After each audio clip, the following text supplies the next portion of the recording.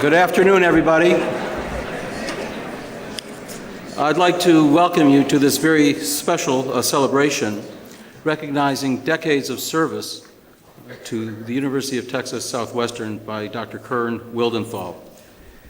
And while that service continues, now as president of the Southwest Medical Foundation, it is certainly an appropriate juncture to recognize a career which has left its imprint in the campus all around us. I want to extend a special welcome to former colleagues who have come from afar to be part of this afternoon of celebration. Also, Dr. Ken Shine for joining us this afternoon as the interim chancellor of the UT system and executive vice chancellor for health affairs. And Mr. Dan Burke, former chancellor of the UT system, who is also here this afternoon. I want to extend a special welcome and thanks to members of Kern's families who are here. Marnie, who's been his partner throughout this journey, also his daughter Pam and husband Steve and their children, brother Hobson, provost at University of Texas, Dallas. It's certainly, I hope, an afternoon that will be memorable in recognizing just the very special career that Dr. Wildenthal leaves in transitioning to this new role in service to UT Southwestern. In 1986, the year started off with a national tragedy, the loss of the Challenger.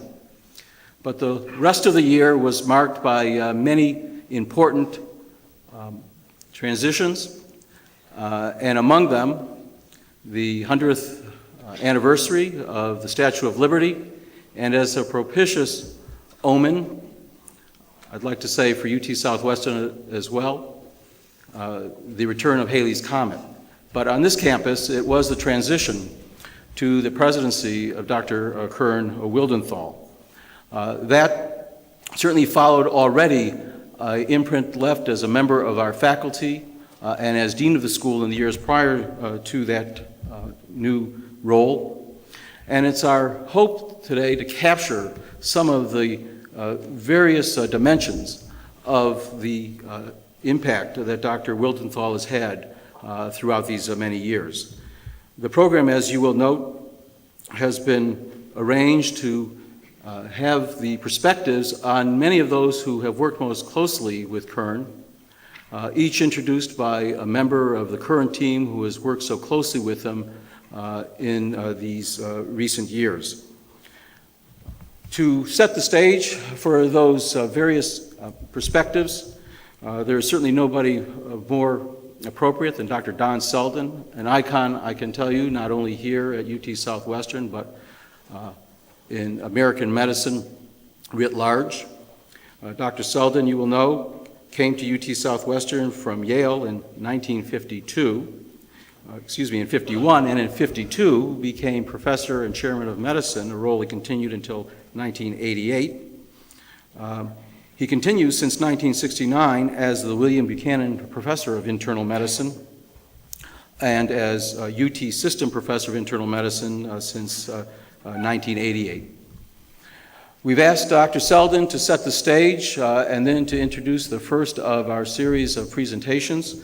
We're hoping that we can all see in the comments of our invited speakers the full breadth of the contributions made by Kern in these decades.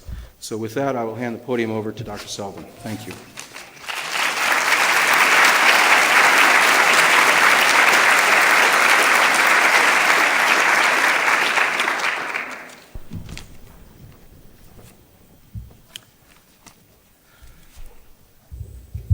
Kern Wildenthal was born in San Marcos, Texas in 1941, went to high school and college in Alpine, Texas, graduated from medical school here at the University of Texas Southwestern Medical School in 1964. After fellowship training here and in the Strangeways Laboratory in Cambridge and at the NIH, He joined the faculty here and rose to the rank of a full professor of physiology and medicine in the year 1970. Now, beyond that point, from 1976 on, he left the Department of Medicine and Physiology and entered academic leadership at the school. He first became a dean of the graduate school, then a dean of the medical faculty, and as was pointed out a moment ago, in 1986, he became president of the Health Science Center and has remained in that position until a couple of days ago. Now, that's the bare bones of his background academically.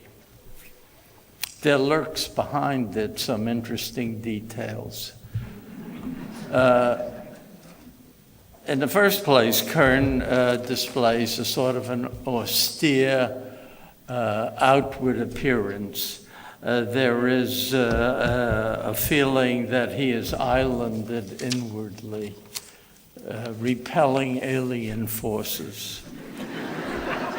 Actually, he was a sexy pianist in a jazz band all through medical school and in college as well, going all over the state of Texas and performing as a star. In addition, he's an accomplished tennis player. You know, this athletic business permeates everything. He played badminton. He's a man of the world. Now, it's awfully difficult, I must say, to praise someone in a manner that doesn't seem puffery. There are certain features of Dr. Wildenthal's career which deserve emphasis and which are highly laudatory and which really partake of everyday warmth. Dr. Wildenthal subscribes to the notion that the necessary condition of medical schools is rooted in biomedical science. Now, that's not all of medical school, but it's a necessary condition, and toward that end, he has strived to develop a campus of high academic excellence. To do this, certain means are required. We needed financial support, we needed buildings, we needed a community which would rally to excellence in the medical center. And toward this end, Dr. Wildenthal pursued both the Dallas community, the Board of Regents, and the legislature in a manner which was overwhelmingly successful. There was no champagne-like frivolity, no excess in his approach. He was very well informed about everything. He worked relentlessly so that he could present honestly the features of the medical school which required and deserved support. This disarming directness captivated both people in Dallas and people in Austin, so that ultimately Dr. Wildenthal was able to capture the allegiance both of the Dallas community and of the Board of Regents and the legislature, so that support of the medical center was generously forthcoming. He was very persuasive in his honest, factual way. Presenting a project to one of the potential donors, a woman who had been exceedingly loyal to the school when it was in shacks, he said, he presented a program and she responded by saying, "But Kern, this is not my interest. You know that I have supported many projects." He said calmly, I know that, Margaret, but I thought you might be interested in it. And on he went, and ultimately she became a major supporter of the North Campus. It was this direct, factual, knowledgeable approach which had enormous repercussions both locally and in Austin. There is no question that the medical center flourished under Dr. Wildenthal's direction. The endowment became approximating $1.5 billion. There were $1 billion in buildings, but these were only the means to advance academic excellence. Now, to be sure, that's not all of life. One recognizes we have educational and clinical responsibilities of overwhelming proportions. It's not a minor point to recognize that students of this school at one point came out first in the national board nationally. This is something, an accomplishment of which everyone, including Dr. Wildenthal, may take a marginal pride. There is no doubt to my mind that the medical school under his leadership has achieved national, even international status.